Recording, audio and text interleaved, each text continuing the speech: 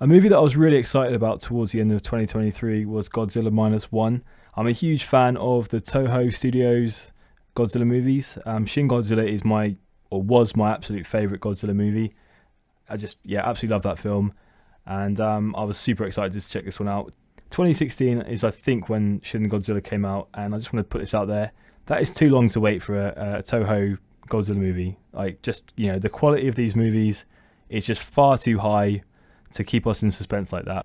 Obviously, though, I appreciate that they wanted to just take their time with it and not just put out something for the sake of content, like some companies.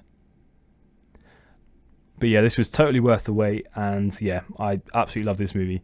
Basically, the plot, you have the sort of opening of the movie. It's set during the closing days of World War II, and then the rest of the movie takes place over the following years. It just follows this kamikaze pilot who decides that he can't kind of go ahead with his mission, and basically kind of just lands on an island, which is like a kind of a refueling station, like a repair station for kamikaze pilots, and he kind of hangs out there for a little while, and that's when we're first treated to the first like fight with Godzilla, or the first appearance of Godzilla in the movie. It's literally within the first like 5-10 minutes of the film, and he just totally just destroys everyone apart from this poor pilot, and he's just basically left just absolutely traumatized.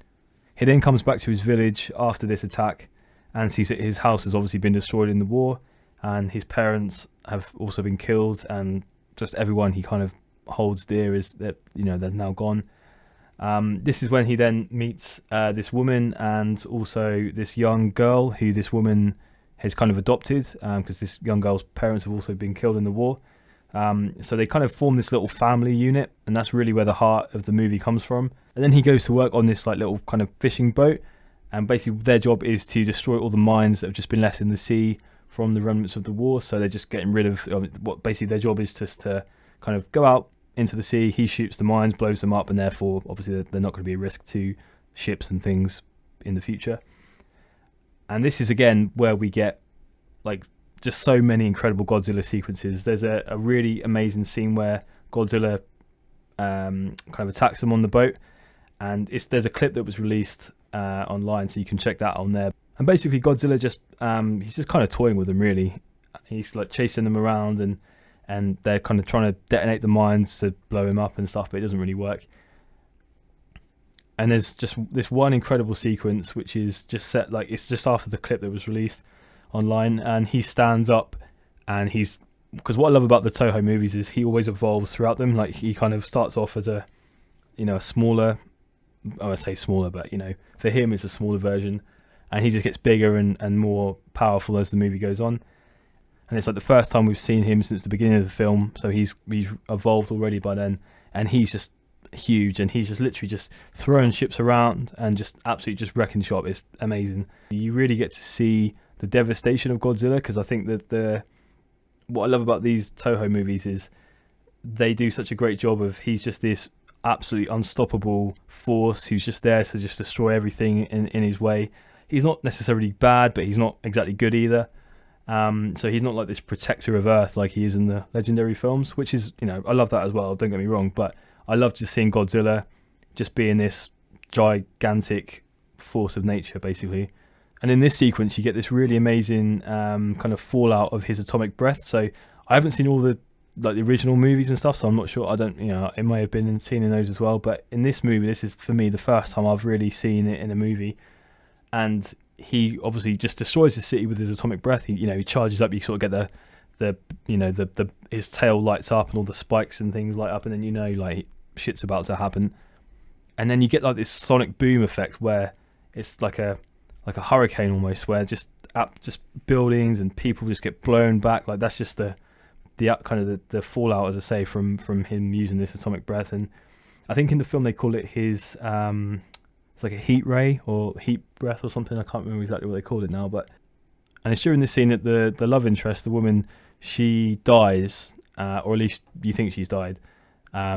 And so basically he then sets out on this mission to just destroy Godzilla once and for all. And what I love about the movie is obviously, which I guess is the title, the title of the film, Godzilla Minus One, is because, you see in the film, like, Japan is basically kind of set back to zero after the war. Like everything's destroyed, and they're trying to rebuild again. And then Godzilla shows up, and it's like they're already at zero, and then he sets them back to -1. So I guess that's kind of how I interpreted the title, which I think was really cool. And that gives you some idea of the scope and the kind of the danger in the movie.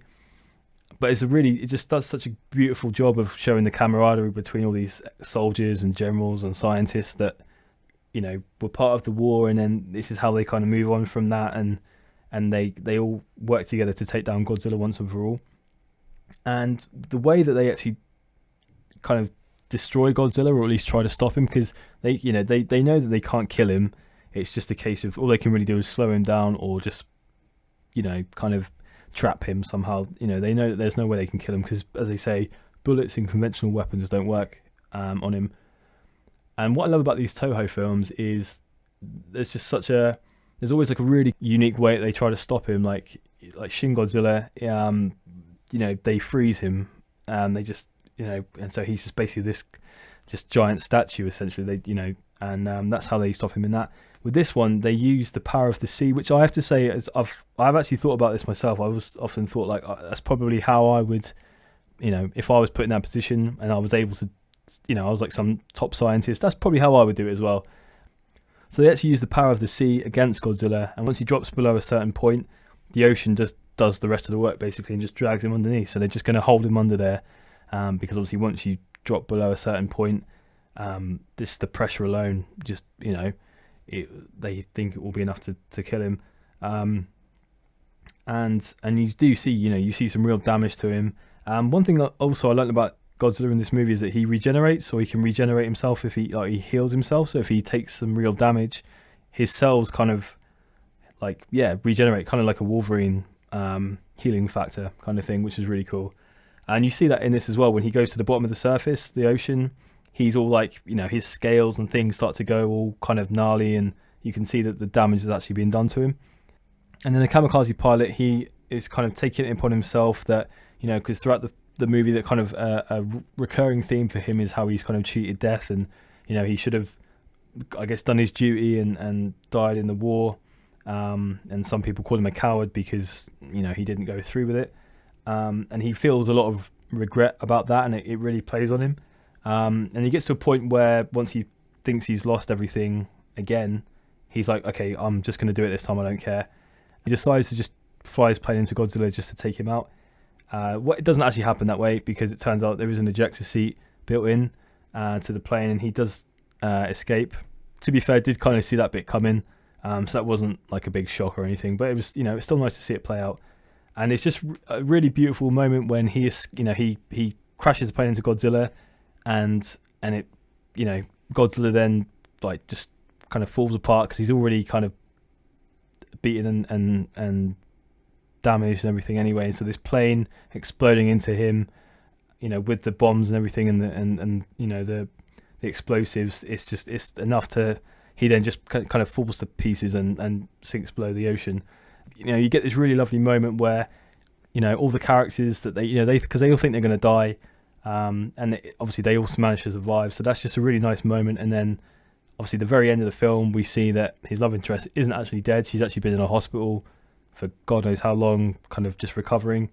And so there's this lovely little reunion scene between the three of them, with the little girl as well. Akiko, yeah, see, I remembered her name there. Well done me, I remembered one name from the film. Godzilla, man, that lovable little scamp, he's having a great time in this movie. He's stomping on people, he's throwing boats and destroying buildings. He is absolutely having a whale of a time.